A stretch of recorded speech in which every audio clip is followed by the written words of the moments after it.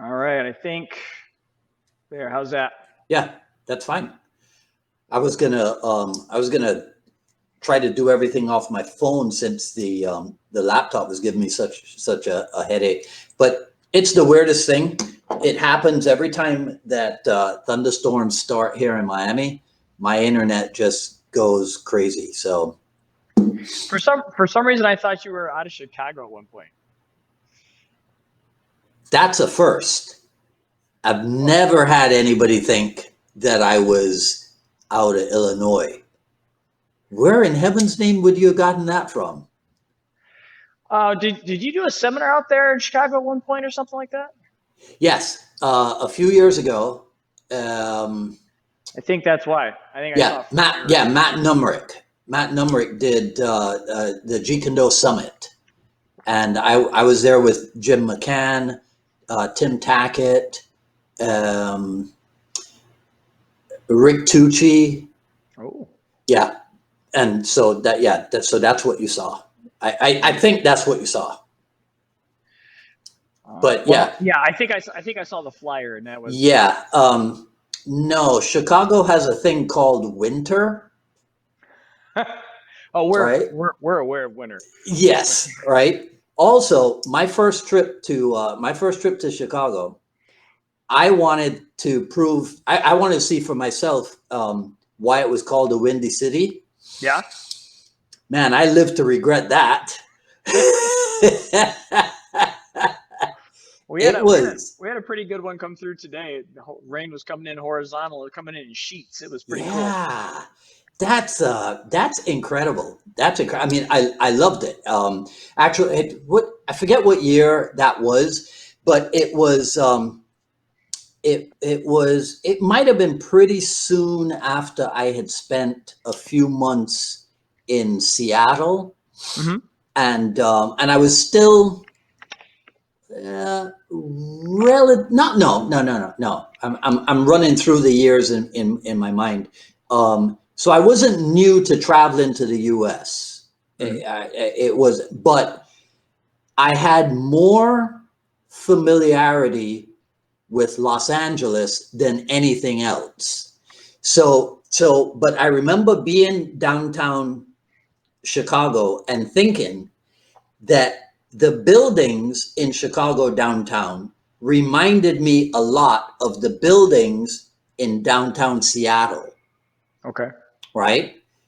Now, Los Angeles doesn't look anything like that. Right. Right? Not at all. And I remember there was a point in my life where I would not wake up, but I'd get to an airport and I wouldn't know where I was because they all look the same, you know. Yep. And there was, I mean, I spent so much flying time that it got to that point. It's like I had to stop and think where I was, right? So anyhow, so we're only what 25 minutes delayed or whatever. Something like that. Yeah, I don't understand what's going on. We had trouble yesterday with Dean Franco's Be Live. We couldn't get Bert Richardson on. Oh, no. Yeah, we couldn't get him on. So Steve Grody and I plowed through on that one. It was fun. I mean, it's Steve Grody, so of course it was fun. But would have been great for Bert to be on there too. Bert is somebody I'd very much like to have the opportunity to talk with and hopefully train with someday. I really like a lot of his philosophies and where he's taken his art to. Yeah, he's I said it yesterday. I'll say it here today too. He's one of those quite like Rick Fay, who always appears well practiced. Yeah. Right. You know, it's like whenever you see them, the way they move and what have you, you go, okay, you were probably training that like earlier today or just yesterday or something. They always look like on top of things. Yeah. You know. And I don't know if you've ever heard the Rick Fay and Greg Nelson were legends in my eyes in the early days because of work ethic. Those guys met every day and did stuff every day, right? And it showed. You know, I have, if I ever can find my old photo album, I have one of the very first JKD photographs I ever took was 1983 in Los Angeles, and it was Rick Fay doing a stick disarm. You know, and I remember looking at him and thinking, this guy is awesome. You know, because there were a lot of people that we were talking. Who was I talking? I was talking to Jay Cooper about this the other day as well. You know, if I call the names of people that I met on my very first trip in '83, they're all what I call now JKD notables. They're all legends. Oh yeah, good term. That's a good term. Yeah, you know, people throw around the term legend, so I actually wanted to avoid using that. Plus, that's nomenclature for that old Inosanto Academy seminar, right? Yeah. You know, there's train with the masters, and then there's the legends camp and what have you. So I didn't want to use their thing. So that's where I came up with the term JKD notables or JKD luminaries. You know, yeah. Well, when you talk about, you know, like them getting after it every single day like that, though, I mean, that's truly the difference between like pursuing the arts versus just playing with the arts. Oh, right? For sure. Yeah, for sure. And it showed, right? So in 1987 or 88, and again, I have pictures of this because nobody walked around in the 80s with one of these bloody things, right? So you had to take still photographs. And we are at Dan Timlin's mid-Michigan camp. So this is either 87 or 88. And it's before camp officially starts. So let's say it's like at 8 a.m. before the 9 a.m. start of class or whatever. And Rick Fay and Greg Nelson are out there working out, trapping to grappling. Right? Now, Greg, I came to find out later, was high school or maybe even collegiate wrestler. So in 1987, this is 6 years before UFC 1, right? But you got these two guys from Minneapolis, and they are putting the stuff together, right? Paksao Lapsao, and, you know, into the single leg or what have you. Mm-hmm. So no wonder today you mention MMA, UFC, BJJ, JKD, Greg Nelson's name has to show up because he was ahead of the curve. Oh yeah, for sure. Was ahead of the curve, right? Now, what and I'm sure you and I have talked about this before. What annoys me is that he's as well, and maybe even in some instances better known as a BJJ coach or an MMA coach than as a JKD guy. Mm-hmm. You know what I mean? And that annoys me a little bit. And you know, I don't have the answer as to. I don't even have the answer as to why it annoys me, right? But I don't have the answer as to how that came to be. Yeah. Well, I was at a Rick Fay camp, I think in 2016, and it's funny because I've really looked towards Greg Nelson a lot for inspiration in my clinch game and other things, and primarily a lot of his stuff through like the CSW and whatnot, and the way like how him and Paulson have teamed up and really helped one another out over the years, and that's influenced my curriculum greatly. Yes. And he randomly showed up as a student at the Rick Fay camp in 2016. And when he showed up, I thought, well, this is awesome. We're going to get a guest instructor with I mean, there's nobody better than Greg Nelson for a guest instructor. And Nope, he wasn't there an instructor at all. He grabbed a stick and a dagger and he got out on the floor and he started chewing stick and dagger with it. And you never see him do any stick and dagger and like any of his instructional stuff now, but I'm Right. telling you, all that stuff is still there. He's Yeah. like just as good. I mean, all that stuff is still there, and it gave me an even deeper appreciation for the depth of his own knowledge, because there's a lot of things that people, they let go in order to pursue other areas. Yes. And I don't know how much he's let go over the years, but I got to tell you, it didn't look like a lot by comparison. There's a Probably lot not of stuff much. there, a Yeah, lot of good probably stuff. not much. He told me once, that he goes, all I really want to do is swing a stick. Right? That's what he said. He said that to me once. And We had look how much Carenza he put out in the beginning of all the of the COVID stuff. yeah, Exactly. Yeah. inspirational. Yeah. Well, you asked me to do like a reverse interview with you, and I came up with some questions for you. I was hoping um, you would forget that. And that we could just have the cameras on us, and it's just two buddies talking. well, I felt like you were steering it that way a little bit. I put some work into these questions, so Ah, I'm okay. doing this, okay? All So, right. Yeah. for anybody watching, here's my mindset behind these questions. It's without a doubt that you have a rich history in JKD, but a lot of people that are watching, they know a lot of your history, and they get to see you interact with and have conversations. A lot of like people that have dedicated their lives to figuring out what JKD is to them, and you've had that opportunity to have those discussions with those people. And since I don't know what every single person out there would be interested in hearing you talk about, I can kind of go by what I want to hear you talk about.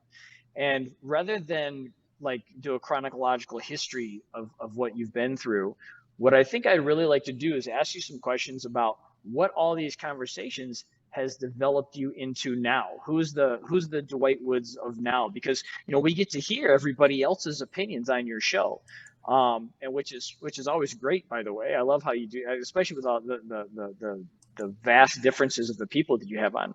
But I would like to turn that around and hear like what is all the years of hearing about JKD and studying JKD and having discussions with it. What's it? What are your views now today? You know what I'm saying? And so that's what I'd like to work on. Who is Dwight's, or what is Dwight's personal JKD now? Um, So the questions are going to be kind of geared more towards that. yeah. Okay. So of course, you recognize the vastness of that question, right?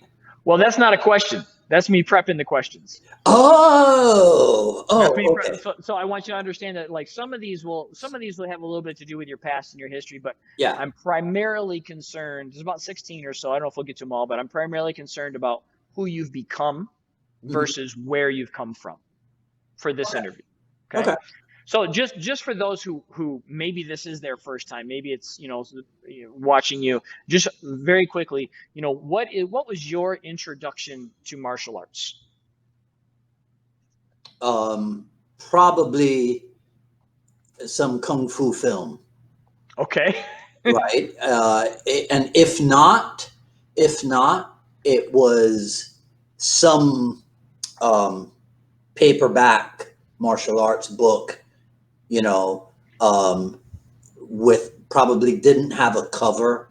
Mhm. Uh, I know for sure the ones that did have covers. I did have Bruce Tegner's karate and Bruce Tegner's kung fu. I know for sure I had those because I can picture those covers. But the one that didn't have a cover, I actually used the technique from that in school against this really tall guy that thought it would be a good idea to choke me.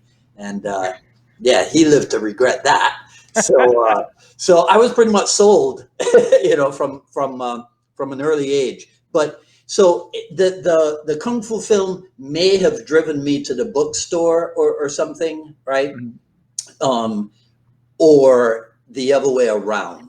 I can't remember for sure.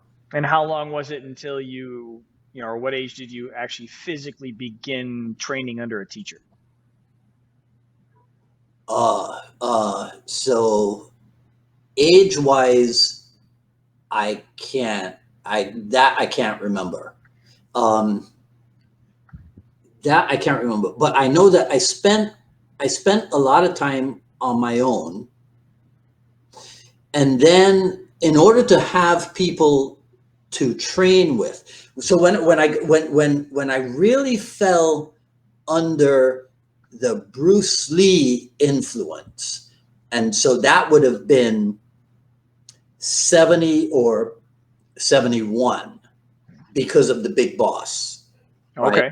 Yep. Because I don't recall being, I don't know if I should reveal this. I think I was a bigger fan of Batman than I was of the Green Hornet. I think we all are. Okay. Right. I don't think you're giving away any secrets there, I'll be honest. Yeah. So I don't recall being a big fan of the Green Hornet, but I do know that episode where Kato had to fight Robin, I was like, there's no way Robin can win. Come on. It's a draw. All right. Yeah. There's no way that Robin's going to win this. I remember that. But as many people have heard me say many times before, when I saw the Big Boss, everything changed. Gotcha. Everything changed. And so it became, now, it's possible that I was training at a local school before the Big Boss, but it's also just as possible that in order to have people to train with, I joined the local school. Gotcha. One of my memories of that is them asking me to stop talking about Bruce Lee and to focus more on what they were trying to teach me. I remember them saying, so I said to them that Bruce Lee said that you had to have equipment, you had to have something to hit. And so I asked them, so let's say it's $20, right? I go, so the $20 that I pay every month, where does that go? Because we don't have anything to hit. And Bruce Lee said, you got to have targets to hit. And they were like, you're not Bruce Lee, right? So I've been not without targets to hit, you're not. Yeah. So I've been a pain in the butt for a while, with my thoughts and ideas about things. Yeah. So I know the feeling. Yeah. Okay, so let me lead into our second question then. So you've obviously trained at this point for multiple decades. You've had the opportunity to train with some incredible instructors. What do you think at this point in your life and your training? What do you think qualifies a person to actually be considered a sifu or a teacher? There's a lot of certificates out there. There's a lot of people that have different opinions, but I'm curious as to your opinion of what qualifies someone to be able to teach. See, it depends. So recently here on Facebook, we had a bunch of people bashing. I call him a little kid because he's short in stature. I have no idea how old he is, but he's in some African country, and he puts stuff up on Facebook and the YouTube on a pretty consistent basis. Mm-hmm. And some people's approach is instantly to bash him. Now, when I see him, I have it triggers memories of being on my own, trying to make sense of stuff. But this is the 1970s. There's no internet. There's no YouTube that I could go to see stuff. So I tried to make the point to these people that, okay, we're in a different era. And maybe it's just as simple as this. He knows that the guy who is leading a group, the guy who's training himself and then trying to teach others, we know that the term sifu is used for that. And so his Facebook name is Sifu whatever. I don't see a need to bash him. See, I've said this to people before. If you're going to criticize somebody's video, why not make a video criticism? Okay? Instead of keyboarding, you know, why not just say, okay, so this is the response video to such and such video where he did all of this wrong. I am now going to show you how to do all of it the right way. Yeah, you're never going to see that. Right? See, but I think that's that's some. I wonder if we could turn that into a business. Probably. There's a few guys out there that do something very similar. There's a gentleman out there. I wish I could give him credit by name. I think I could just do the channel. There's an interesting guy out there that does something called McDojo Life or something like that, where he looks at other schools and like kind of gives warnings about what he's seeing, but I have not seen yet. And I know what you're talking about. I haven't seen somebody that I've seen a lot of people they can bash knife stuff, or they can bash grappling work, or they can bash trapping, or bash silat, or whatever they want to do. Yeah. But very, very few people say, well, he's doing it wrong, and this is how it should be done. Let me show you. A lot of times when you see those people, those keyboard warrior comments, if you go over and you look at their pages, they don't have any martial arts on their pages at all. Now, a lot of times it's drinking and party photos and stuff like that. Yeah, which is why when some of my seniors, when some of my seniors tell me that they have no interest in coming on to my podcast, it's not for them. All they want to do, because they're too busy running their schools, they're too busy working stuff out for their curriculum or what have you, right? And they're also annoyed with what they see, right? So there's this saying, I'll do a hatchet job on it, but it's something like, from time to time, I go out in public in order to reinforce my disdain for the public. Right? So I fully get it when people say, I don't have time for Facebook and all the negativity that's on Facebook. Yeah. But see, Jeet Kune Do is probably not the only thing, but it's one of the few things for which and in which I will become a crusader, simply because of what it means to me, right? What the art and all of the attendant aspects of the art. Because you and I are sitting here, we're doing the reverse interview, and quite literally, if not for Bruce Lee, if not for Dan Inosanto, if not for Jeet Kune Do, this would not be. There's absolutely no way, right? So how do you, maybe other people can do it, but I cannot minimize something that has been that impactful in my life. I cannot minimize it. There's no way that I can treat it as less than what it is. You see? Okay. So now what was your question? Well, we were talking about, like, what do you think qualifies a person to be? Oh, right. Okay. Right. Okay. So it depends. Oh, right. Yeah. Now I remember. But I think that generally speaking, you should have a few years, right? You should have a few years under your belt, which I guess is what makes it difficult for people in JKD, because there's not really a belt, right? Well, it's funny you ask that. Right. Okay. But this is the thing, right? But see, here, look, see, JKD, TK is supposed to teach you along the way. You're supposed to understand how to think differently. Yes. Right. Okay. So when you hear that a guy has a black belt in traditional karate, you kind of know that he didn't start training yesterday. You kind of know that he's put a few years in. So the black belt represents time spent. So historically, traditionally,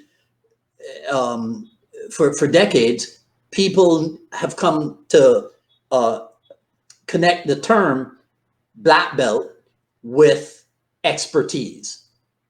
So you could Sure. have black belt marketing and it doesn't have anything to do with martial arts. Right. You know what I mean? You I could do. call a guy a black belt in such and such, and it means that he has put in the time, he's done the work. So simply put, on a general basis, it's you should have put in the time. Many years ago, there was I want to say it was an Inside Kung Fu article, and they asked Sifu Inosanto about that, right? About how long it takes to get a black belt in his method. And so, of course, it was a list of questions that you would ask different instructors. So he didn't go into detail, oh, well, you know, in Jeet Kune Do, there's no black belt and whatever. He just simply said, yeah, about 10 years. So if you think about it, All right. Yeah. generally speaking, 10 years is associate instructor under Inosanto, right? So I could have simply answered you and say, oh, about 10 years. But see, but that's not true. You see, that's not true, because I got permission not to teach, but to share after 2 weeks. Now, see, that's so and I know this is not my interview, this is your interview, but just to tack onto the conversation portion of it, you know, because I was asking myself these questions as I was going through as well, you know, and I think one of the big things for me was not necessarily the amount of time, but I think it's a combination of both skill and ability to communicate.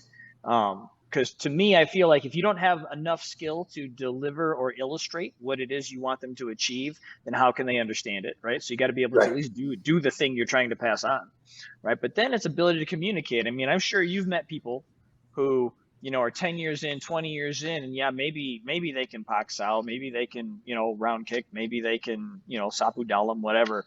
But that doesn't mean they can communicate it to another person at all. Oh, I'm one of those. Yeah. I've been one of those. Yeah, yeah. From time to time. You know, look, it's like I make reference to him all the time. Mike Tyson is a black belt boxer. Mike Tyson is not a black belt boxing coach. Right. Yeah. You see? Because communicate, maybe not so much. Maybe not so much. Well, let me ask you, let's go to our next question. So since we're talking about curriculum and teachers and ability to communicate, and I asked this to you specifically, not what books have said and not what movies have said and other people have said. I want your opinion after all these years that you've been training. How many years now you've been training? I've been with Sifu Inosanto for 37 years. 37 years. So you've been in it for a minute. Yes. Okay. A minute and a half. I've been with Guru about 20 years. I've been doing martial arts for 35 years. So I'm in the ballpark with you a little bit. But what do you, at this point now, what do you personally view as your pillars of Jeet Kune Do for your curriculum? What are the things that, like, you are not doing Jeet Kune Do if you're not doing this? Like, what do you say all students need to learn when they come under your tutelage? You're not doing Jeet Kune Do if you're not following a guideline like synchronization with self, synchronization with opponent, synchronization with different types of opponents, stuff like that. If you're not paying attention to something like the stages of a technique, Mm. right? The stages of synchronization or what have you. If so if your curriculum is not designed around a JKD principle like that, then you don't know what you're doing. It's fair. You see, Mm. right? So in other words, if your curriculum is designed around techniques and not around the principle behind the techniques, it's not Jeet Kune Do.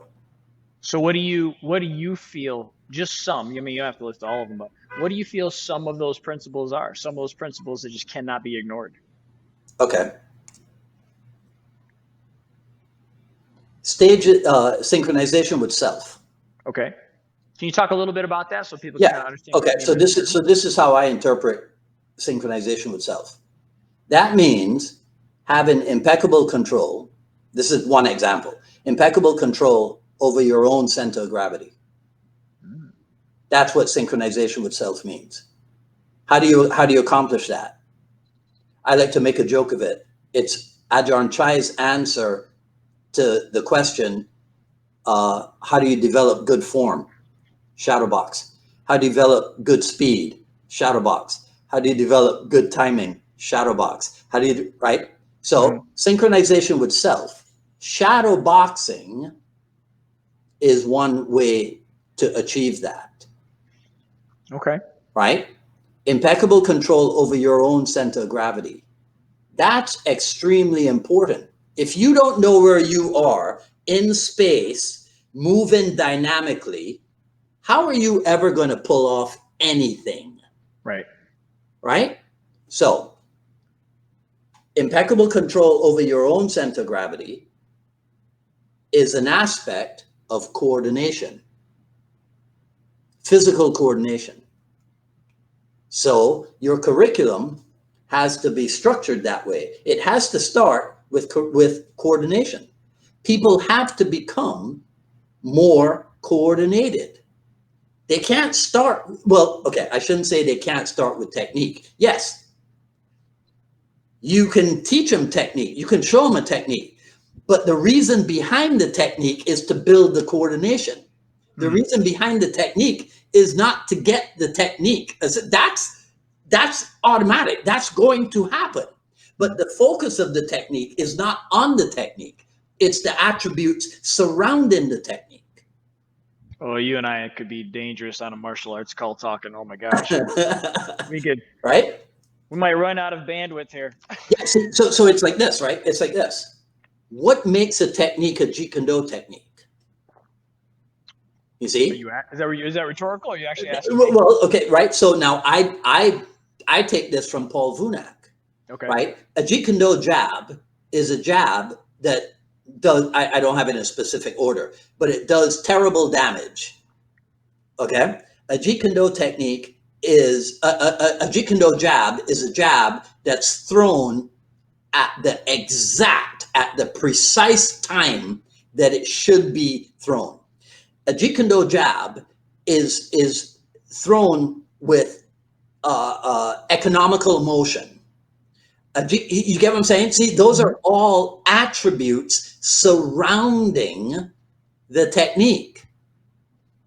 All right, so it's not a mindless technique, Right. not at all. So you can never, as an instructor, train your students mindlessly. Because if you're mindless, they're going to be mindless, right? So everybody has to engage in the practice of mindfulness. Because JKD is a mindfulness art. I don't care, I don't care, people go, oh, well, like one of the things is, well, JKD you can't use it in sport because it's because it's for self-defense and it's not a sport art. And look, man, yeah, you can shape, cultivate, form JKD into whatever it is that you want it, into however it is that you want to use it. See, because in self-defense, what do people do in self-defense? Well, they probably kick or knee. They probably punch or elbow. They probably immobilize and grapple, right? So they probably choke or throw or lock, restrain, control, or whatever. That sounds suspiciously to me like what we call in JKD the 4 ranges of combat, or the 4 skills of combat. So if that's what you do in self-defense, now let me ask you, in combat sport, in the UFC, do they kick or knee? Do they punch or elbow? I think they do the same bloody things. Yeah. Now you modify it. You see, you modify it because, well, the desired end result is different. See, if you're not able to do, and I'm not saying that every JKD instructor out there has to have both self-defense students and competition students. No, you do what you want to do. But to say that it is only this, to say it is only that, and to call yourself a Bruce Lee follower is to be a little bit idiotic. Okay? Well, so a little bit idiotic. I love that answer. All right, so let's go backwards for a minute, okay? I'm pretty sure it's not too much of a stretch to say that Guru Dan Inosanto has been a fairly large influence in your life. So for my next question, you don't get to use him as your example. Okay. Okay. So barring Guru Dan, all right, who has been the most influential person in your life, and why? It doesn't even have to be martial arts related, but who do you think, other than Guru Dan Inosanto, really helped shape who Dwight Woods has become? So, as a dutiful son, you have to say your father, right? Okay, especially if you grew up in a particular era, you have to say your father, right? Sure. Okay, but all right. So, Dad, I said that. All right.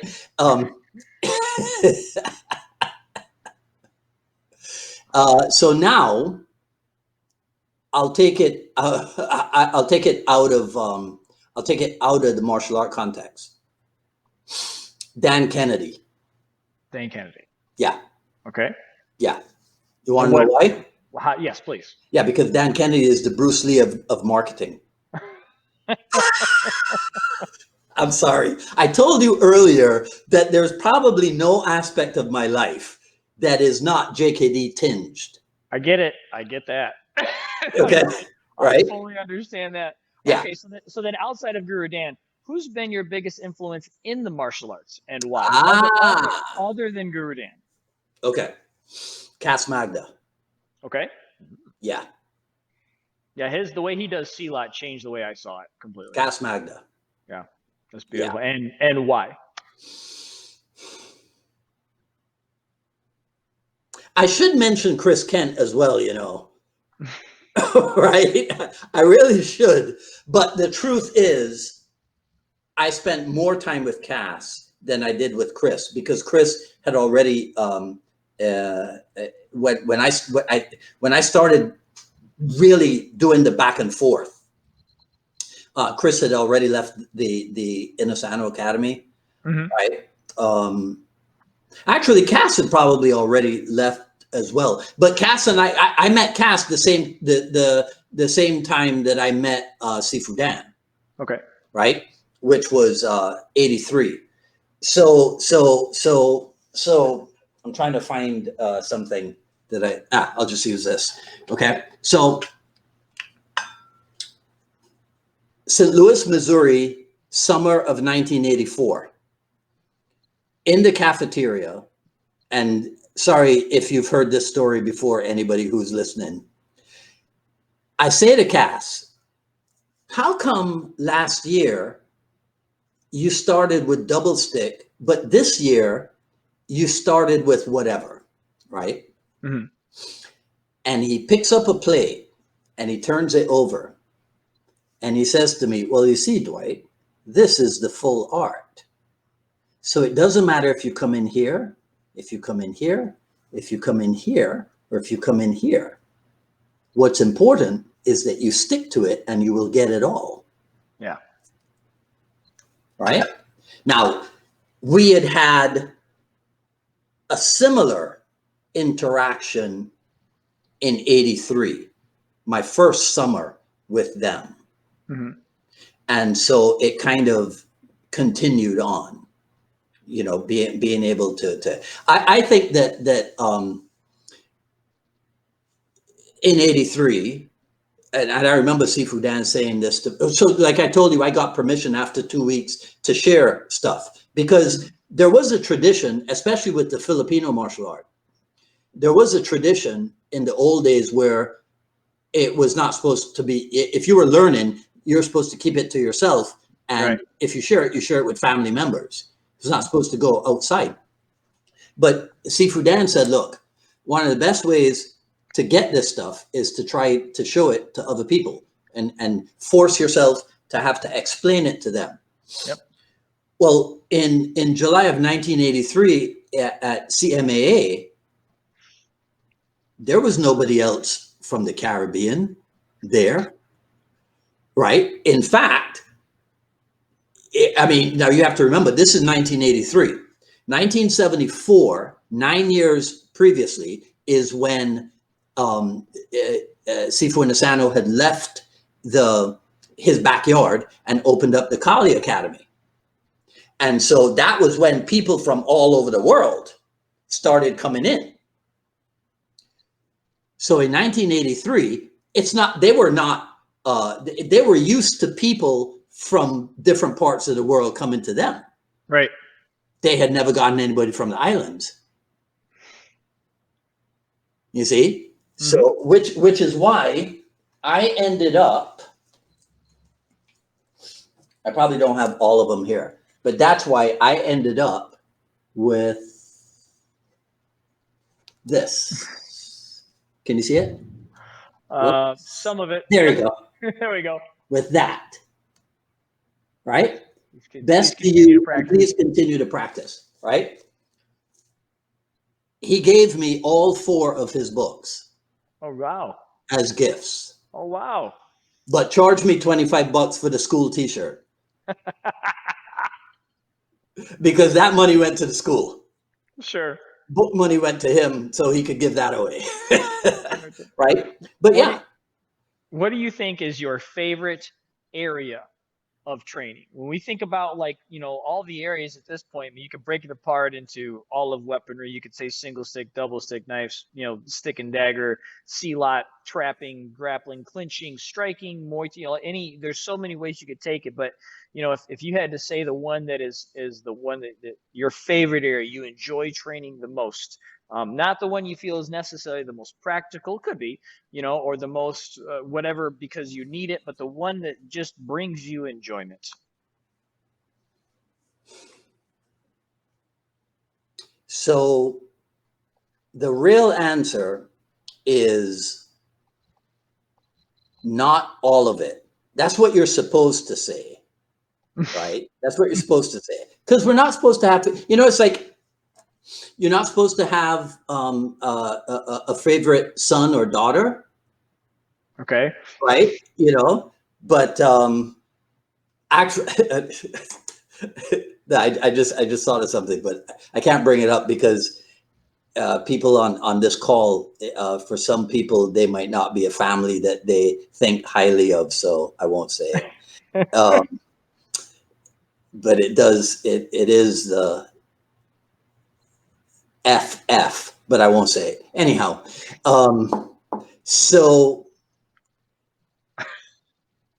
in some circles, I might be known as a stick and dagger guy, right? In some circles. Similarly, in those circles, I might be known as a Kali guy, right? But you know what one of my favorite things to do is? What's that? Channel Bruce Lee when I kick and punch. Oh, when I kick him. Okay. Okay? Okay. That is one of my favorite things to do. Channel Bruce Lee and try, you go reference point, right? And you try to become Lee from Enter the Dragon, right? that's actually one of my favorite things to do. That's cool, man. And you know what? I love that because you're right. Very often, like we're under pressure, especially instructors, to give some philosophical or super introspective like answer, and they're like, I love when people are like, oh, I just like kicking like Bruce Lee. That's fun. Yeah, yeah, yeah, yeah, Like I love swinging the Crowley sticks. yeah. Like it just feels good. Yeah, yeah. I mean, last night Miguel and I had we were talking about Muay Thai, and I remember back in the day where probably because of the influence of people like Rick Fay and Greg Nelson, I trained Thai boxing. I mean, so I worked out in the class and I taught the class maybe 3 times a week, but I did something Thai boxing related every day. Gotcha. Right. So you can see, let's see. Yeah. So my good buddy, my first Jeet Kune Do brother, Neil Colliff, formerly of New York Martial Arts, but now of American Dragon up the road from me in Broward County. Last week, Neil put up a clip of me in New York in '89 at his Inosanto seminar. Okay. And then a few hours before we came on, he put up another clip of me in New York at his 1992 Inosanto seminar, right? I'm this big. You see? And part of that is because of Muay Thai every day. Yeah. Right? Muay Thai every day. In '93, I met someone who she spent a lot of time in the gym. It took her about 2 years before I started spending time in the gym. And then it took me about 5 years to go from 127 pounds to, actually, I never even weighed myself back then. But that's how I got to be the specimen that I am now. Beast mode. Yeah, right. The Hulk that we yeah. Hey, have you heard of She-Hulk? From the comics, yeah. But no, they're doing a movie with Tatiana Maslany. Do you know who Tatiana Maslany is?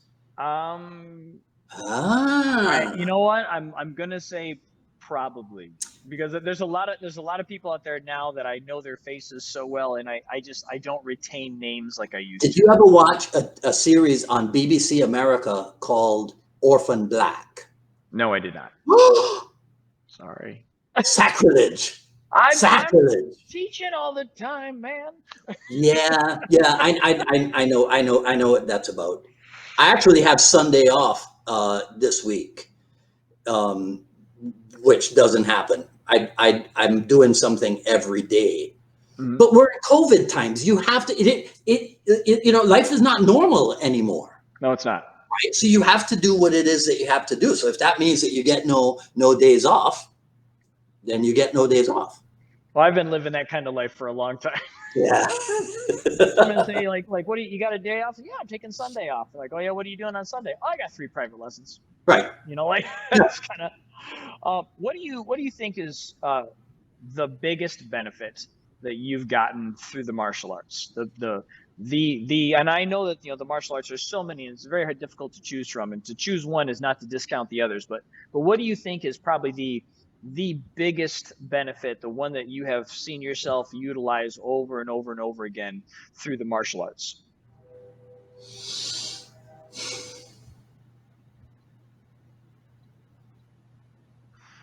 I want to say that it is the pursuit of oneness. The pursuit of oneness. Okay, I like that. And oneness, go ahead. Right? Mm-hmm. Bruce Lee said, Jeet Kune Do is not a product, it's a process. Bruce Lee also said something like, ultimately, Jeet Kune Do is something that you become, right? So I take that to mean that Jeet Kune Do ultimately is something that you are. It's not something that you do. It's not and I've said this before as well. And my students, we talk about this type of stuff all the time. When somebody, this is going to sound a little bit sanctimonious, but when somebody knows that you're a martial artist, and maybe they're some kind of martial artist as well, right? And they go, oh, yeah, so what do you take? And I go, what do you mean? They go, well, I take karate. And I go, oh, really? You take it? Yeah. I go, where do you put it? Well, what do you mean? I said, well, you say you take it, so you must put it somewhere. They go, no, I mean, I practice it. I go, oh, you practice it. What are you practicing for? Is it like a rehearsal for something? And no. Well, I go, oh. I go, see, because I train martial art. They go, well, yeah, me too. I train. I go, oh, okay. Obviously you do, yeah. Well, why the heck didn't you start there? Why didn't you ask me, what do you train, right? You see, no, it's like you take. See, that's how non-martial artists speak. We got you all fired up now. I'm sorry. I'm sorry. sorry. Go ahead. Right? But I take. What? What is that? What is that? Look, do you think that somebody who is really into becoming a pianist thinks in terms of, yeah, I take lessons? Sure. No, right? Well, I think for some people it's there's a progression as to how your mind sees what you're doing. And for those of us that have been doing something for 10, 20, 30, more than 30 years, it becomes so much of a piece of our fabric woven into who we are that it isn't just something you practice, it's a way you live, right? Yeah. Especially like when you say you're doing Muay Thai every day. So I think for a lot of people, especially people that just get started, they are in their eyes just taking, or they go from taking a martial art to practicing a martial art to eventually training a martial art in their mind to just being a martial artist. I think there are steps of that. When you go from first being exposed to something to the point where eventually it becomes a component of your identity, right? And Yeah. I think that's when we see the differences in the vocabulary that people use as they go forward. I think it's a reflection of how they see the art and themselves together in their mind, about how close they are, or is it the person and the martial art, or is it the person and the martial art together as one? And I think that has a lot to do with it. I know it does for me. Yeah. But this is your interview. Yeah. Well, yeah. So since we're talking about that for new students, walk me through a beginner's experience. Oh, okay. So now hold on a second. Okay. What I just described, that situation, I would never treat an interested party. I would never treat a prospective student that way. Right. Okay. I'm talking about somebody out there on the street or whatever, or at the bagel place or what have you, right? Who wants, for whatever reason, to align himself, because you know how people want to be sure that you either don't know, or are not capable of doing anything that they don't know, have, or are capable of doing. Absolutely. So at the bagel place, oh yeah, that's the karate guy. Oh yeah, well I take such and such too. All right, well, you know what? More power to you. All right, okay, keep taking it. Yeah. Right. Find somewhere to put it ultimately. But but okay, so now let's talk about students. So what about students then? So since we're talking about that journey of going from the two areas to eventually, get to here, walk me through a beginner's experience going through your curriculum's first level. What sort of things would they get exposed to in whatever your first level, your initial, because I actually don't know how your curriculum is structured, if you do levels or stages, or if you even have a curriculum. But you know, what would a newer person go through with you in those first stages? What do they have to learn before they can do all the other stuff? Footwork. Footwork. Footwork. Excellent answer. Moving on. Okay. Fight in position and footwork. Well, that goes The back to that self synchronization, right? so you were listening. Well, yeah. I'm sort of a JKD nerd. Yes. So Literally, we start at the bottom. okay. Yeah. Oh, from the bottom up, from the feet up. Yes. Literally, we start at the bottom. So, and I'll tell you, and here's so I'm really big into proprietary language. mm-hmm.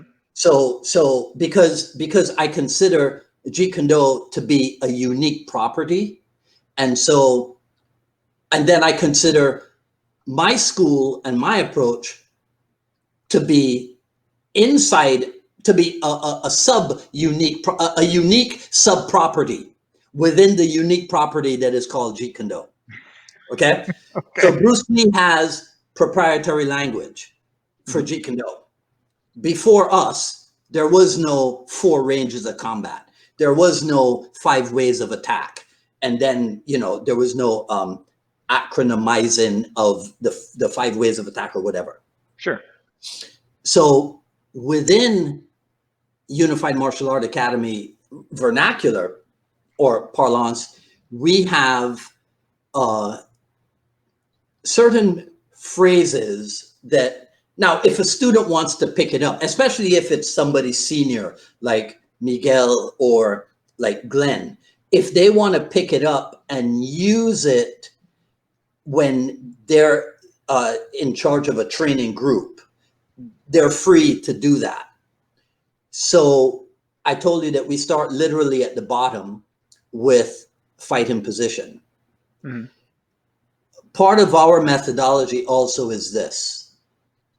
Jeet Kune Do is a martial art method that emphasizes well-roundedness. If you're going to be well-rounded as a martial artist, there are only 2 areas in which you can train: empty hands and weaponry. Those 2 areas encompass the myriad of martial arts that there is. So if you're going to be well-rounded, you should pay attention to that. So at my school, even a beginner is introduced to the idea of empty hands and weaponry. So now I have 2 fighting positions to show you. And I show you the relationship between, and for simplification purposes, I'll say the commonalities and the similarities between the Junfan fighting position and the Kali fighting position. But then when I was talking about particular language, we say that footwork in Junfan or in JKD is more concerned with how you go. Footwork in Kali is more about where you go. You see? Oh yeah. Right. So right from the get-go, right from the beginning, I'm trying to get students to think in a more expanded manner. Right? Okay. And also not to overwhelm them. Because sometimes as instructors, we make this mistake. I think, well, you're a human being just like I am, so I'm not overwhelmed by this. How could you possibly be overwhelmed by it? And we made that severe mistake, many of us, this is my opinion, many of us in the old days in JKD, so that within a couple of months, we're teaching trapping. Within a couple of months, we're teaching disarms. Okay. Within a couple of months, we're teaching knife fighting. Who the heck within a couple of months is impeccably synchronized with themselves. Very few people. Very few. Very Not few. time for knife fighting yet. Sorry. I'm Right. sorry. Not time yet for trapping. Because trapping requires what? The skillful manipulation of your opponent's center of gravity, as does grappling. So until the student displays impeccable control over his or her own center of gravity, they're not ready for grappling. That's a really good way to look at it. You see? That's a really good way to look at it. I've really moved towards over the last few years of bringing more athleticism into the classes, especially as I get older. I find I need to bring the athleticism into the classes just for myself to keep up with that, and I realize the importance of passing that on to my students. But you definitely see that through the footwork, through athletic prowess, you're able to perform more martial arts skills that wind up sticking around longer anyways, and your body picks up quicker. And I'm a big believer in that. Like you said, from the ground up. You want to hear another observation of mine about that? Absolutely. Okay.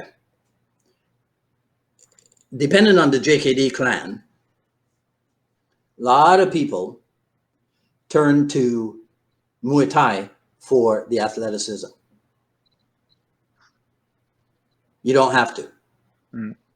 You see, what you have to do is to examine the nature of Muay Thai. What is it about Muay Thai that makes you huff and puff? And then you take that huffing and puffing and you put it into whatever kicking and punching you're doing. You see, but you got to examine it first, because this is what people fail to realize. Why did Dan Inosanto introduce us to Thai boxing? Not necessarily to become Thai boxers. You see, now a lot of people did, and a lot of people branched off into Muay Thai competition, and a lot of people, if they didn't compete themselves, they became coaches for Muay Thai. But Dan Inosanto never said, okay, here's what you did. That was never a requirement. It was so that we would get we would feel what athleticism, right. Felt like, because here was this whole other level of conditioning. So Muay Thai becomes a tool. It becomes something that you use in your JKD development. So you examine it to find out, okay, what makes me huff and puff? And then you inject that into, let's call it, again, just for clarifying descriptiveness or descriptive clarification, Junfan kickboxing. You see? So that you don't have to move away, let's say from, again, for clarification, you don't have to move away from Bruce Lee styled punching and kicking into Muay Thai in order to work the athleticism. No. You don't have to change your structure around. You don't. Yeah. You take from one and bring it into the other. See, so that's why in some JKD places, they don't have a Muay Thai class. They have different Muay Thai drills that they will do in order to develop attributes for kicking and punching, but they don't have a separate Muay Thai class or a separate Muay Thai program. Right. But that's where, if we're talking about schools and what have you, that's where now people start to get in trouble, because the truth is, it's very easy. It's very easy to succumb to the pressure of giving as I put it, giving the public what you believe the public expects. What you believe, yeah. So Muay Thai, to a certain degree, has become a much more familiar term. Okay, just like grappling has become a much more familiar term. You were talking about the approach with beginner students. So if somebody walks in to be interviewed for potential membership, And we get to talking, and I ask them, well, what's a punch? They go, well, that's when you go like this. What's a kick? Well, that's when you move your leg. What's trapping? What's grappling? Now, today, we are, 27 years since UFC 1. So Yeah. the term grappling may have become a household term. It may have evolved to that level. So, you see some cute girl, well, not you because you're married. You see some cute girl on the street and you go, hey, babe, what's grappling? She just might know. She might also be a blue belt in jiu-jitsu. She might. You know what I mean? Right? Ironically, trapping is not the same, though. Like, trapping has not enjoyed the same No. household name that grappling No. has. Even though everybody's using it to do their grappling, right? Yeah, right. Right. Yeah, but see, but that the reason for that is because trapping was never supposed to be a separate entity. It's like in Chris Kent and Tim Tackett's book. It's not the Jeet Kune Do kickboxing book. It's the Jun Fan Jeet Kune Do, the textbook. Okay. There's a section there where they say you trap to something. You trap to hit. You trap to take down. You trap to kick. You don't, or then, as Paul Vunak famously said in his seminal videotapes, right? You don't box out a guy and go, "Did I beat him?" Right? Because it's not like you put a box out on somebody and all of a sudden you have rendered him incapable, right, of fighting back. No, there's a purpose behind the trapping. That's why Larry Hartzell and Tim Tackett's book is called "Entering to Trap into Grappling." It's not taught. It's not Larry Hartzell and Tim Tackett's book Jeet Kune Do Trapping. Right. No. Well, when I teach trapping, I try to tell my students all the time that, don't look at trapping like it's its own thing necessarily. I mean, it is an area you can sharpen and get better, but ultimately we view trapping as being a vehicle or a transportation system to get us to striking or to clinching or to grappling. But it's just a road, it's a path to get there. Yeah, and I think that helps people understand that a little bit better than thinking it's going to be like a kung fu movie. Yeah, and of course there is the never-ending argument about trapping in Jeet Kune Do. Is it functional, or not? Didn't Bruce move away from trapping in the latter stage Jeet Kune Do or whatever, right? And I remember, I remember if it wasn't Inosanto, it would be somebody like Vunak or Chris Kent or Cass Magda or maybe even Ted Lukai or Tim Tackett or Larry Hartzell, talking about trapping and disarming, right? Mm-hmm. Trapping and disarming, incidental if not accidental, as in don't seek the trap, don't seek the disarm if it's there, right? So I understand if somebody says, "Nah, Bruce wasn't a big fan of the trapping later on."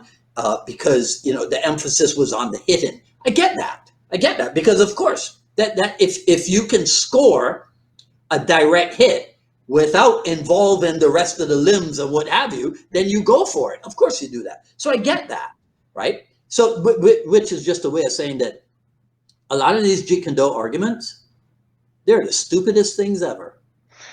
I'm sorry. Well, that brings me to my next question. Oh, okay. So does trapping work? Is that your next question? Yeah. As I've watched your Jeet Kune Do dialogues and your I Love Jeet Kune Do podcasts, as I've watched these two things over time, I've seen you've had some really big names in the martial arts world. You've had people like I'm extremely grateful to them for agreeing. Yeah, when you look at you look at names like Eric Paulson, like Paul Vunak, like Burton Richardson, you have Rick Young on there one time, I believe, correct?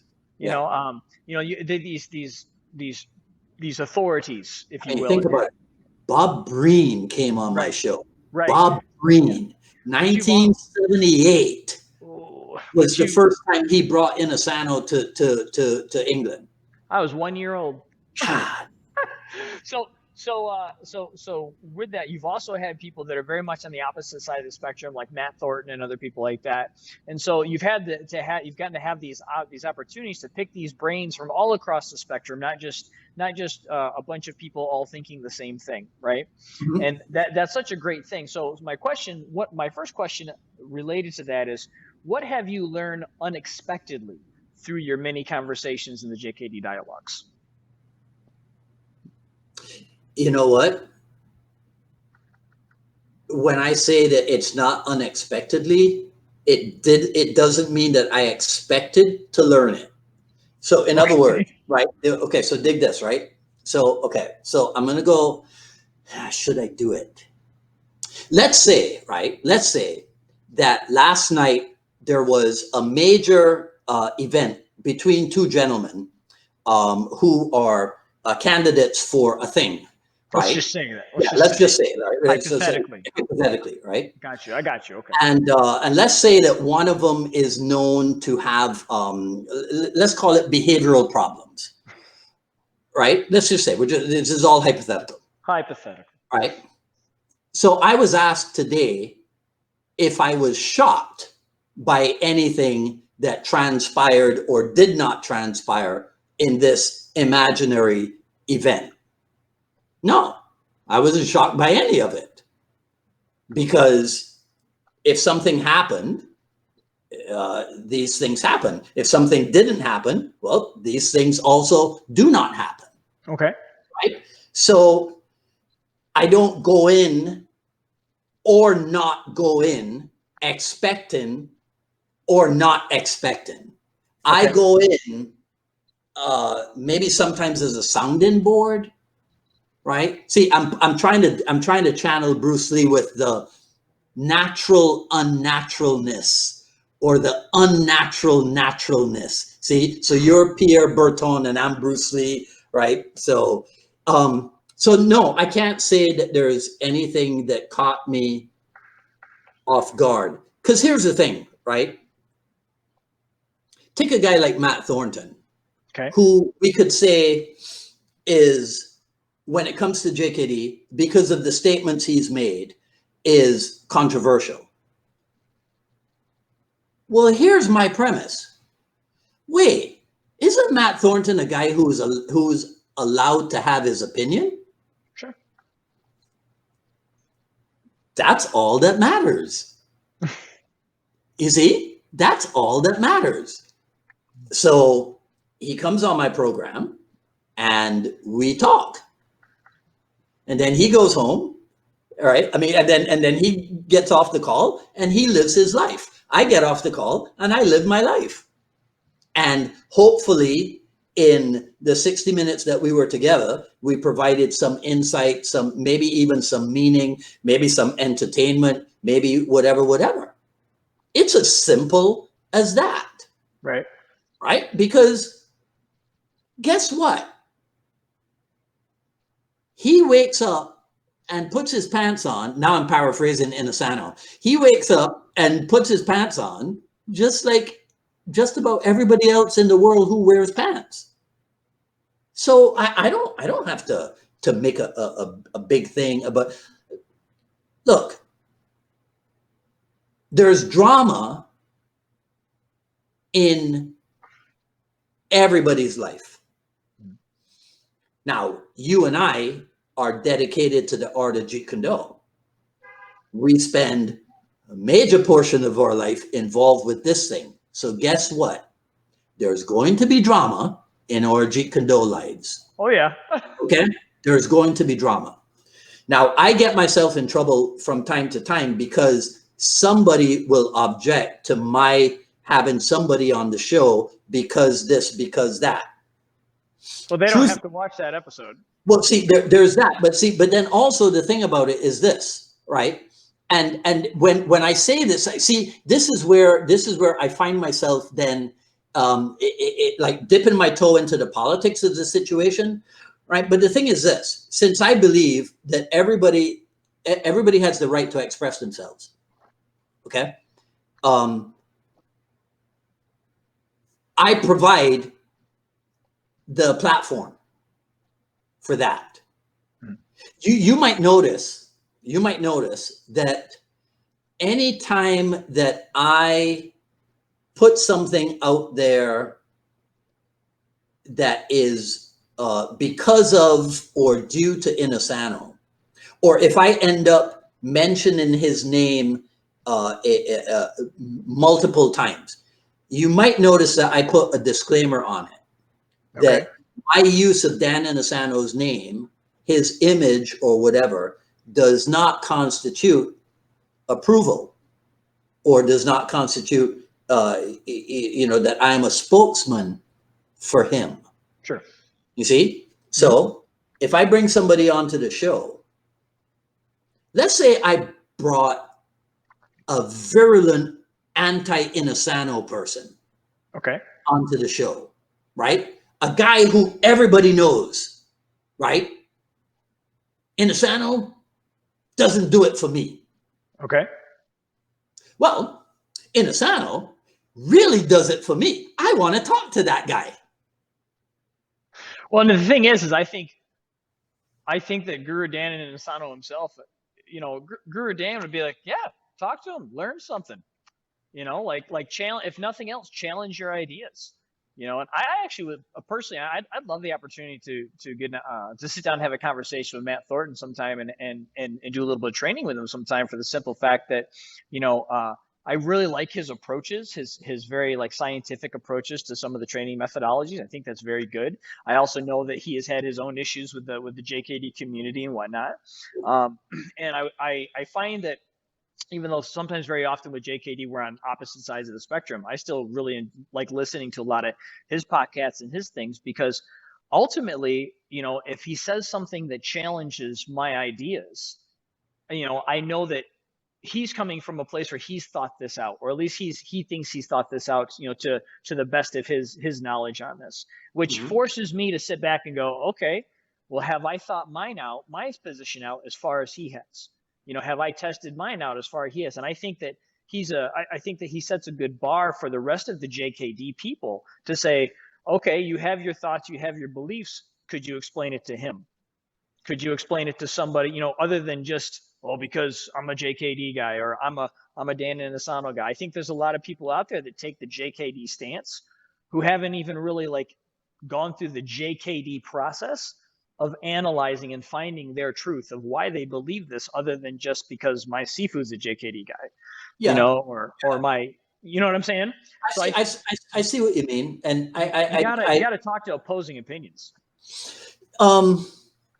Yes and no, right? Yes and no. See, because so just because, and again, I'll use his name, but I don't mean him specifically, so I won't use his name. Let's just say there's a well-known person who happens to appear to be somewhat anti-JKD. Okay. Just because they're well known, that doesn't mean that their opinion is actually valid. Oh, I agree with that. You see, it doesn't mean that their opinion, what it means is that because they're well known, there's a lot of attraction to what they are saying. Right. But it doesn't mean that their opinion is, and I'm not referring to any specific individual or what have you, because essentially the basic operating principle is everybody is entitled to their opinion. You see, but somebody like Rick Fay is too busy, right? Fantastic. Rick Fay is too busy working on himself to be bothered by what any anti whomever whatever right says about anything. You see what I'm saying? And that really is one of the keys. You want to be so busy. Look, I shouldn't say this. You want to be so busy that you don't even have time to be on Facebook. But I'm kidding when I say that, because I spend a lot of time on Facebook. But sure. As I've said before, when I ran my school, my weekly time on Facebook was 6 minutes, because it took 2 minutes to upload my blog, to Facebook. Monday morning, Wednesday morning, Friday morning. Done. Gotcha. Gone.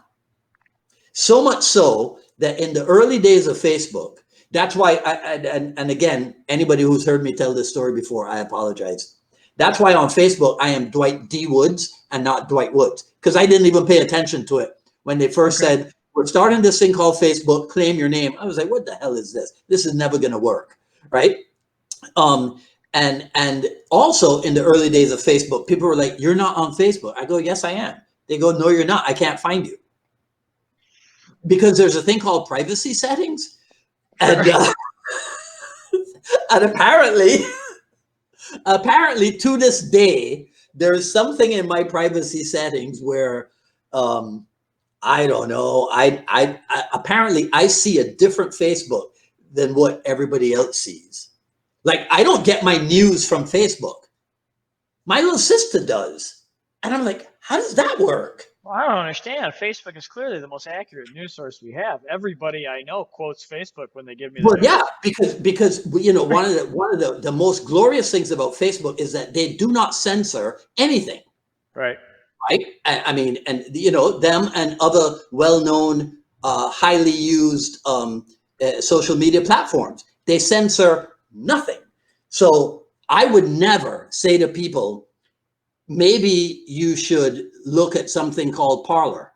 I would never say that, right? Because we all know that twitting is the way to go. So I would never say to people, well, you know, maybe you should just look at Parler. Maybe you should look at locals.com, right? Where I hate to say this, to give this away, but I have no idea what Parler is. I assume that's like another Twitter, since you just kind of referenced Twitter a moment ago. Is it another social app? Okay, you want the world to change? A few extremely high-profile, blue-checked, verified Twitter people should just do this. I'm closing my Twitter and moving to Parler. The world would change overnight. You think so, huh? Yes. Interesting. Yes. Interesting. Now you're going to make me go check it out. Yeah. Well, I could tell you. Okay, so it's an American outfit. Okay. It's Parler. It's Americans. It's a cute name because that is the French word that means speak. Okay. It's parler. But it's America, so we call it Parler. Gotcha. So I don't know what this has to do with JKD, Dwight. Yeah. So let me ask you this: in February this year, 2020, I had out Daniel Lanero to do some training with me, and which I always recommend to anybody. Guru Daniel Lanero is a fantastic instructor and martial artist. But one of the things that he mentioned to me when we were driving to the car one night is he said, you know, at your current age, which I'm in my early, closer to mid 40s, says, you know, at your age, you really want to think about what you want to train and get that in the next 15 years or so that you have a body, while your body can still do the majority of the arts that are out there. And it really got me thinking about like, what, you know, where do I, if there's something I haven't done. Did you just say what the arts that are out there? Yeah. When I look at the arts, the arts that are out there in the world. Okay. And I look at, you know, is there anything I want to train that I haven't trained? Is there anything I want to revisit? Like when I still have the time and the body to be able to do certain things, to be able to do whichever one I choose, versus when my body gets to a point where my body starts choosing which ones I can do, if you know what I'm saying. Yeah. And we're kind of already there, to be honest with you.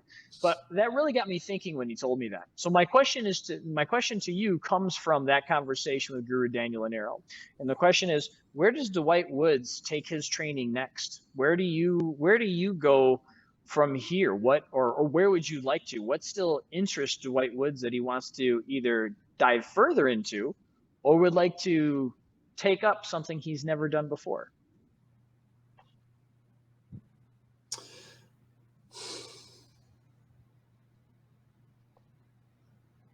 Oh, we stalled him out.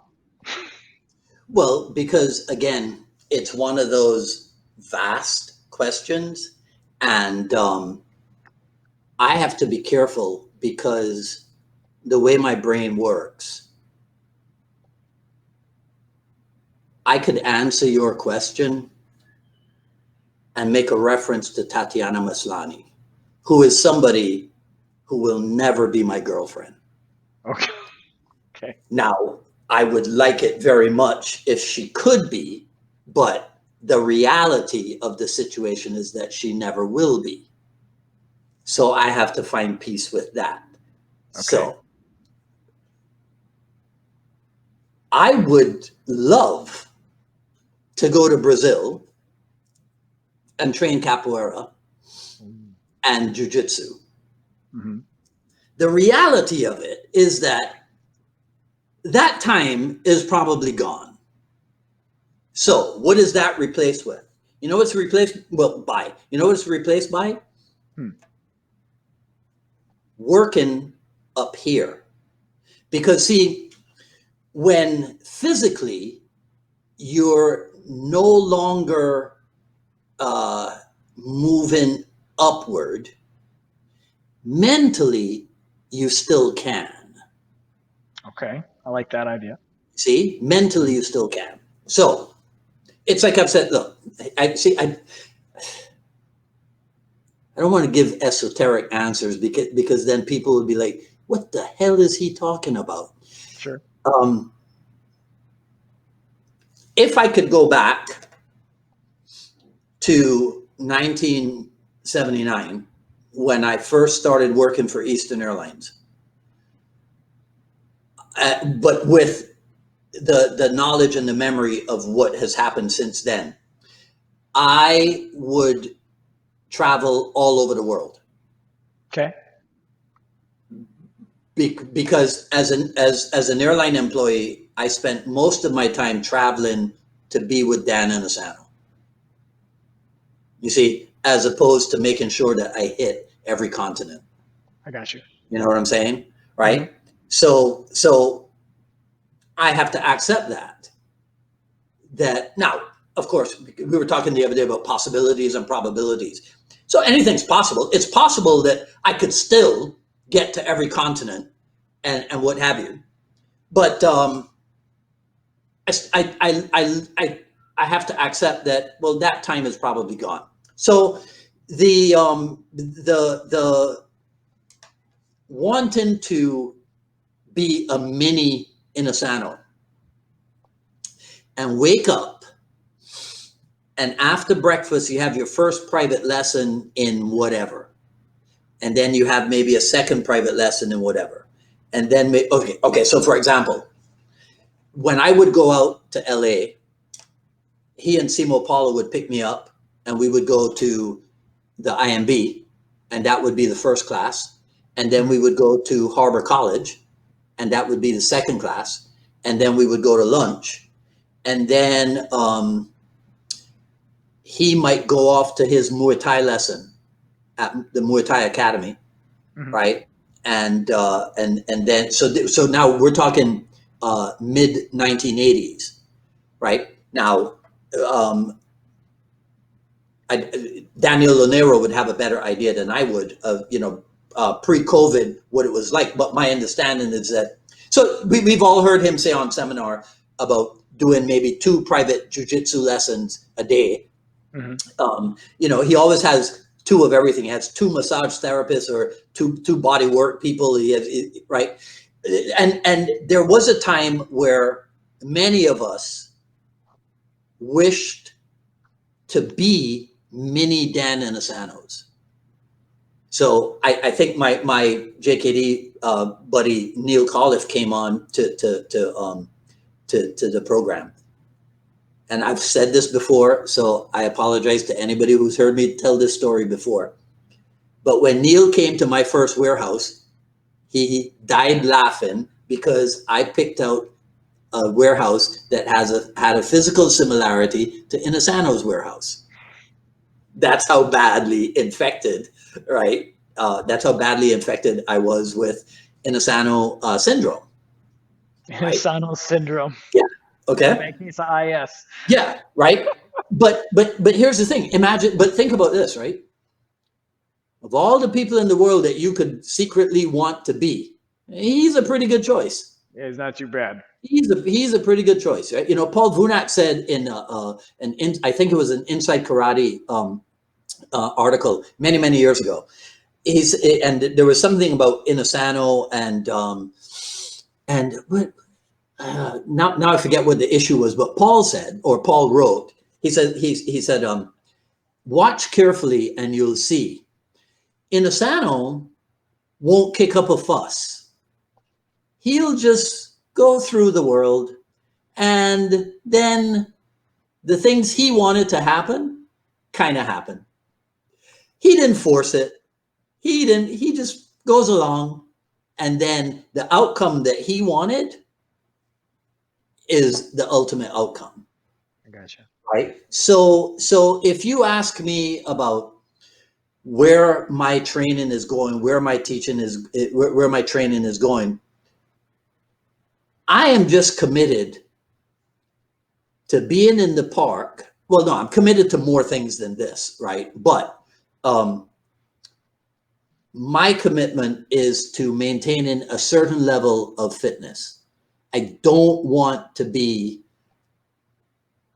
in my 70s and not be able to stand up. Wait, let me get this right. Okay. In my 70s, I want to be able to get up off the floor without using my hands. It's a good goal. Yeah. It's a good goal. See, because so look, that's so important to me that we actually, if we were in class and I say to Glenn or to Miguel, okay, so we're going to do Ofensa Defensa, Abecedario stage 1, Doceteros version 2. But we're not going to do mixed response. We're going to do standard response. And you say to them, why does he make you do that? They will tell you, oh, that's so our knees stay young. Yeah, there's a lot of stuff in the Kali, a lot of the squatting and getting down, like the cutting positions and things like that don't get taught as much as they used to. Don't get taught as often, and I think it's. I don't know why. Well, it's because as the rest of us get older, we don't want to. But I think there's a few of us that are really big on, hey guys, come on, we got to use these things. When we do a low strike, let's squat our whole body down. Like get the thighs going, get the knees moving, get the hips going, get the ankles going. Because when they actually go, they don't come back very well. Yeah, what they should do, they should try to find a video of Johnny Lacoste in his 70s, right, in the park with Inosanto and them. Yeah, and he still has the half squat, and he's still moving. Got it. Right. Okay. So this I'm going to kind of combine two questions together here. Okay. Okay. So knowing all you know now, all right, after going through the journey that you've gone through so far of 37 years, okay, what advice would you give yourself as a young man starting your journey? Or if you could go back and start it all over again with the same knowledge you have now, where would you begin now? What would you do maybe differently? Well, I mentioned the thing about traveling all over the world, right? But so are you talking about martial arts specifically, or? Yeah, I'm talking about martial. Yeah, after all this time, right? If you could go back and either talk to your younger self, or if you could go back and be your younger self again with the knowledge you have now and start martial arts training all over again, knowing all you know now, where do you think you would choose to begin? If if there wasn't if you didn't have the constraints of who was there, if you didn't have the constraints of who wasn't there, or money or location or any of that kind of stuff, if you could just choose, with all obstacles out of the way, move to California and join the Inosanto Academy. Fair enough. Move to California and join the Inosanto Academy, right? Cass Magda did it.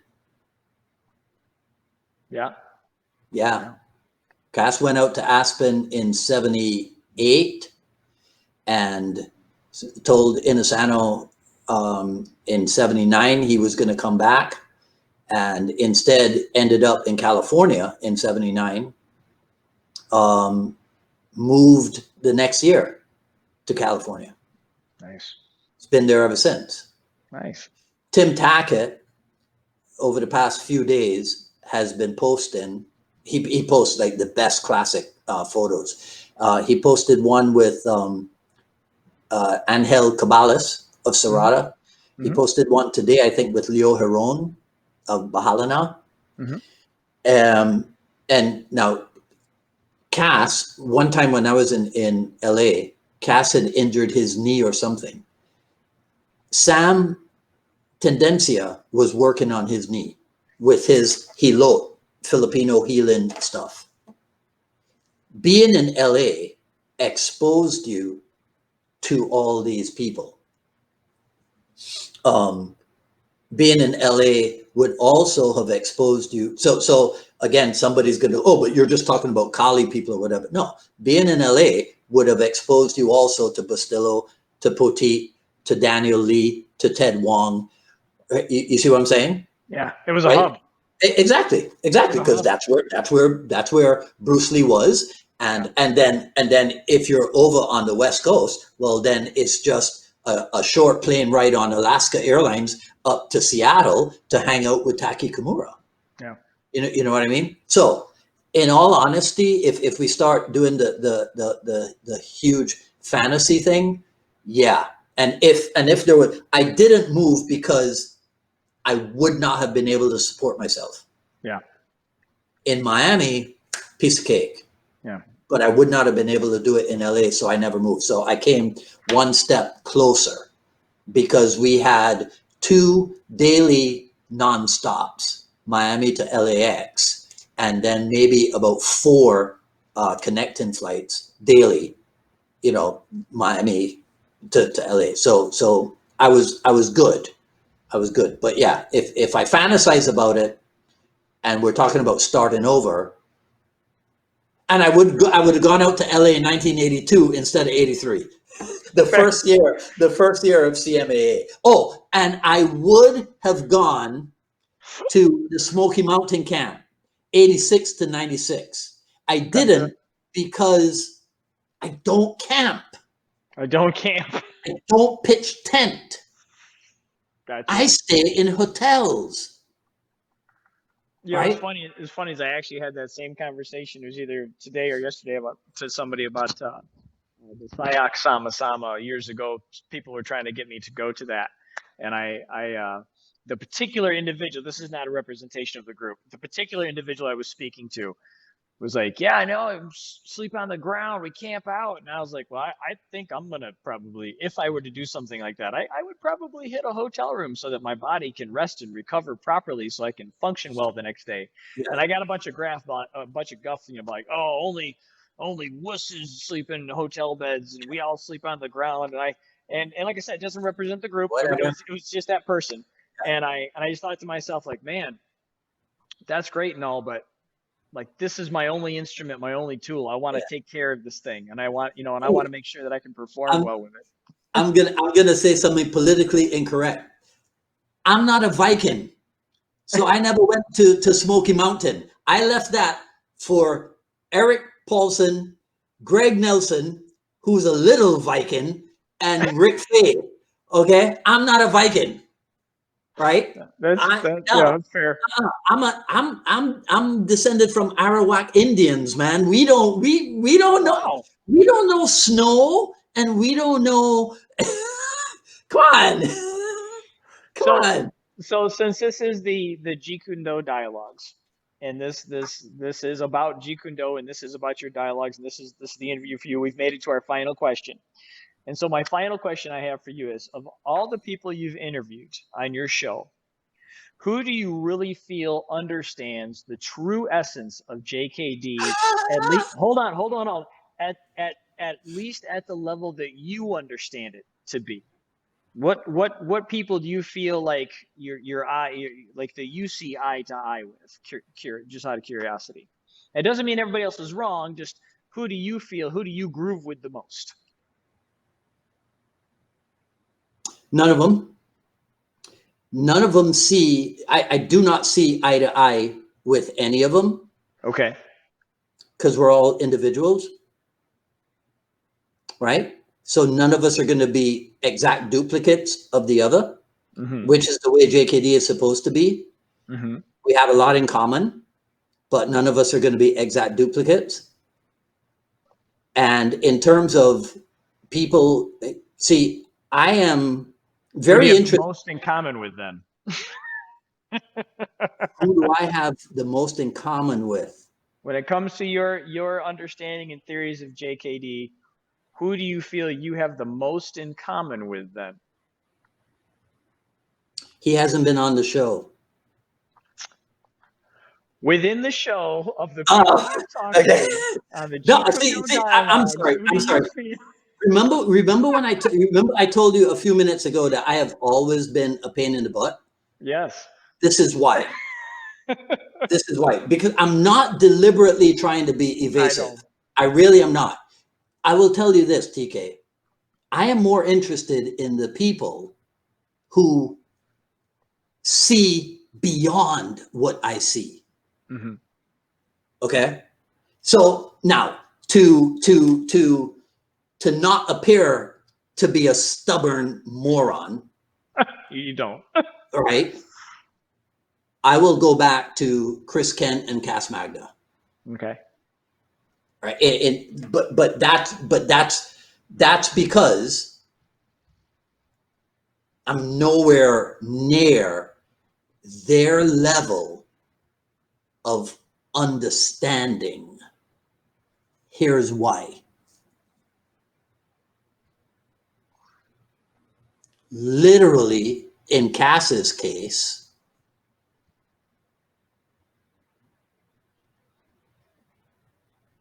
years literally at the feet of Inosanto. Right. Okay. Yeah. Chris, to a certain degree as well. You got to remember, Cass spent 5 years, 16 hours a day with Inosanto. That's a gift. Okay. That's a privilege. Yeah. Yeah. Right. So here I'll talk trash about him now. You may have noticed, or maybe you didn't.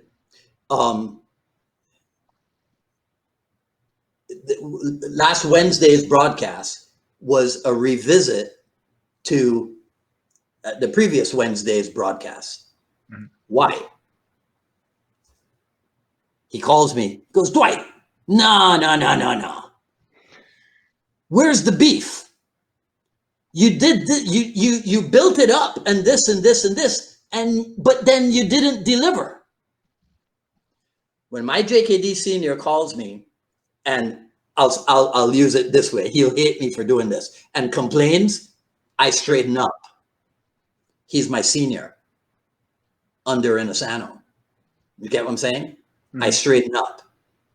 I am not interested in disappointing him.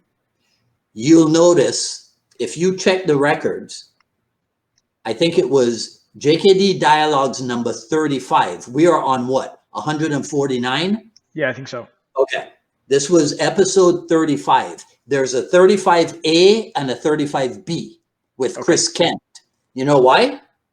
Cass called. Dwight, Chris said such and such. And you didn't go deeper into it. You just went on to your other question. I call Chris again. I go, can we do this again? Because if my JKD senior is not 100% happy with what I'm doing, I'm going to try to fix it. You see? So, right. So I have that relationship with him. But now Chris, just here's why Chris Kent is. He called Dan Inosanto for 2 months when he was like age 16 or something. Mm-hmm. Okay? Relentless.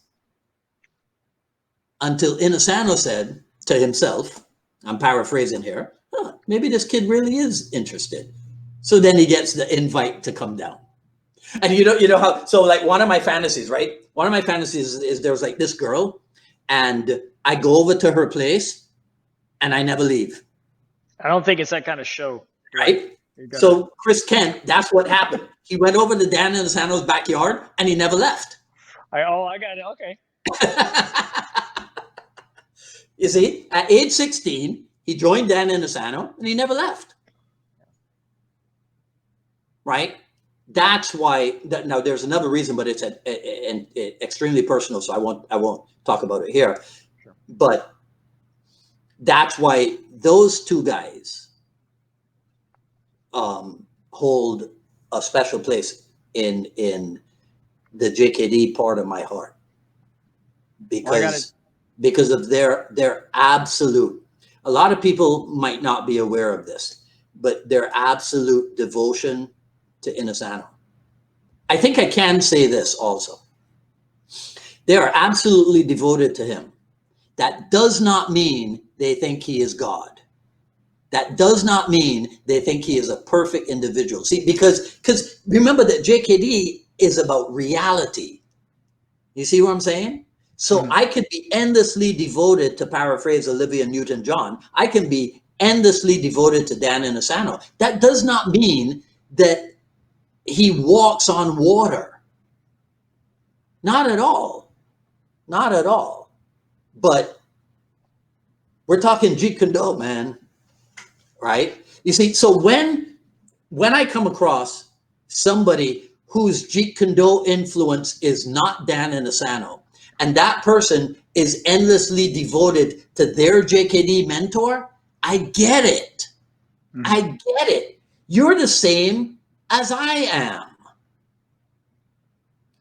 You see, because I'm looking at the principle behind our devotion and dedication. I'm not looking at the technique of our devotion and dedication. I'm looking at the principle, the governing principle behind it.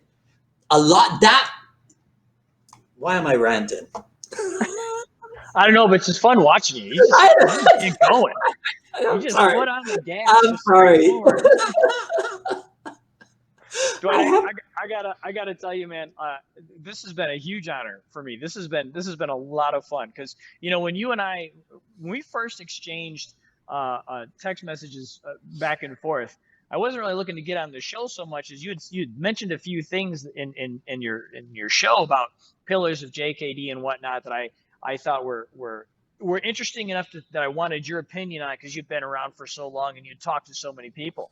And like you had mentioned in our early conversations about, hey, maybe someday we should do a reverse interview, and I was like, yeah, I think that'd be a great idea. And so when you I don't know how long it's been, since we had that original conversation, but when you called me up, or we're like, hey, let's do that reverse interview, I thought, oh man, what an opportunity. And this has been awesome to get to hear your perspective, from over the years, and the different people you've talked to, the things you've been through. And I got to tell you, it's I know I was interviewing you, but I feel like really I really got the treat here. Thank you so much. Oh, my pleasure. My pleasure.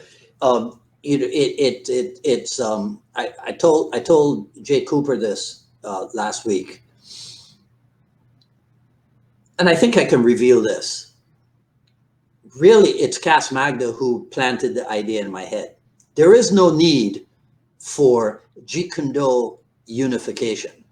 We're never going to have a one Jeet Kune Do, because, like I just told you, none of them are the most or what have you, because we're all individuals. Right. But we all have a commonality, and that is Jeet Kune Do. So we can have Jeet Kune Do unity, but we're not going to have Jeet Kune Do unification, because it can't be codified, commoditized, as to use a Chris Kent word, productionized, right? It can't. Yeah, it can't. I really like that concept of Jeet Kune Do unity, not unification, but unity. I think that's right. Beautiful. Yeah. So that's the purpose. That's one of the purposes of the Jeet Kune Do dialogues. You see, it's to show how many people there are out there in the world who are also dedicated to the art. That's one of the purposes of it. So I'll have people who everybody knows, right? And then I'll have people who very few people know. Yep, I've noticed that. You are very wide, across the board with the types of guests that you've had over the years. As Yeah, far as like from majorly popular to completely obscure and unknown, to people that they've been hobbyists for years to people that they dedicated their entire life to it. yeah, And yeah, that's such a beautiful thing. I'll talk to people that I know well. I'll talk to people that I don't know at all. And sometimes if it's somebody that who doesn't, I didn't know this in the beginning because I'm not a born American. Mhm. There were people who hesitated to come on the program because they didn't know if they could trust me. Okay. See, it's like, well, Why is that? because, well, you're an Inosanto boy. I'm not. If I come on your show, you might this or whatever, whatever. You see, and Got you. yeah, see, and sometimes I forget that there are people who have that approach. That is not my approach. Yeah. Has never been, and will never be my approach. If I don't know you well, I'm just asking you to come on Facebook Live with me. And as other people get to know you, so do I. I get to know you at the same time by the questions that I'm asking. And then our audience also gets to know you. And if I do a really good job, they'll get to know you, fairly well. Right. Because um, it's the most important thing in my life. This art and philosophy of Jeet Kune Do. Without it, I'd not be much of anything, right? Not there. There's not another direction in which well, that's not true. I play drums. Oh, I do you should. really? I shouldn't say that. I shouldn't say that there's not another direction. Yeah. If we go back to the fantasizing thing, and you go, okay, no Jeet Kune Do in your life whatsoever. The only other thing would be professional musician. Yeah, professional percussionist. Right. I can. That's what I would study.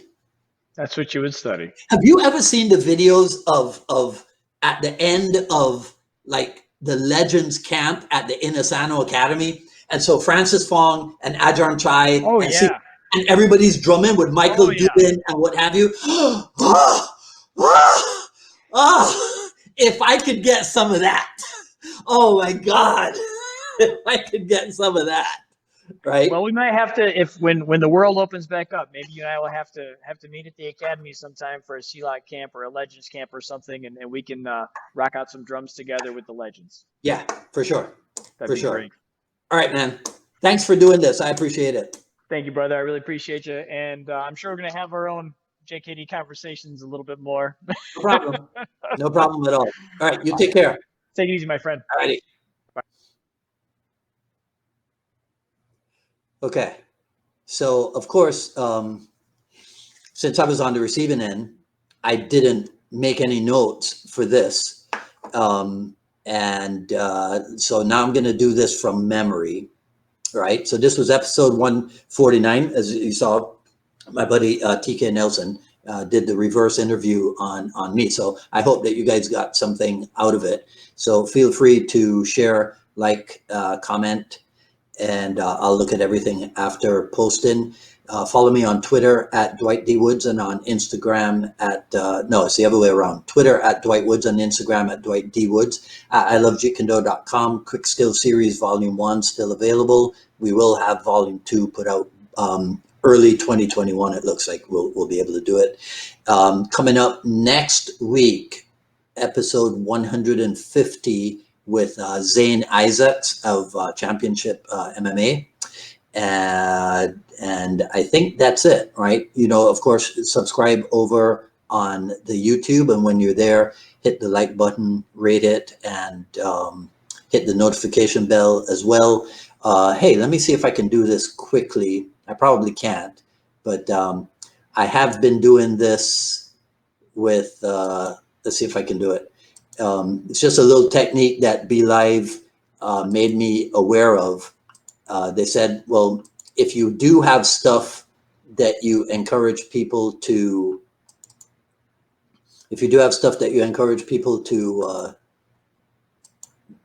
to purchase, to like support your show or whatever, then maybe if you show a picture of it, that might help. So over on jkdrebel.com, you can click on the Rebel Gear link, or I think you can go straight to jkdrebel.com/store, right? And that's where you'll see stuff like this. Somebody did actually ask me about this keep calm phrase. So I'll tell you what, if anybody, so here's who cannot enter this competition. Glenn Suarez, one of my senior students here in Miami, he cannot enter because I'm pretty sure Glenn knows the answer to this. So here's what I'm going to ask you guys, right? Of course, you recognize the keep calm part, but the learn to fight ferociously. If anybody can tell me where I pulled that from and how it's JKD related, then I'll have a gift for you from the Rebel Gear store. Okay? All right. I think I'll end with that. Right? Guys, have a great weekend wherever you are. I hope everything is normalizing itself in your part of the world. And I'll see you next Wednesday for the I Love Jeet Kune Do broadcast. Right? In any case, this is Dwight Woods, the Jeet Kune Do Rebel, signing off. You guys take care. Talk soon.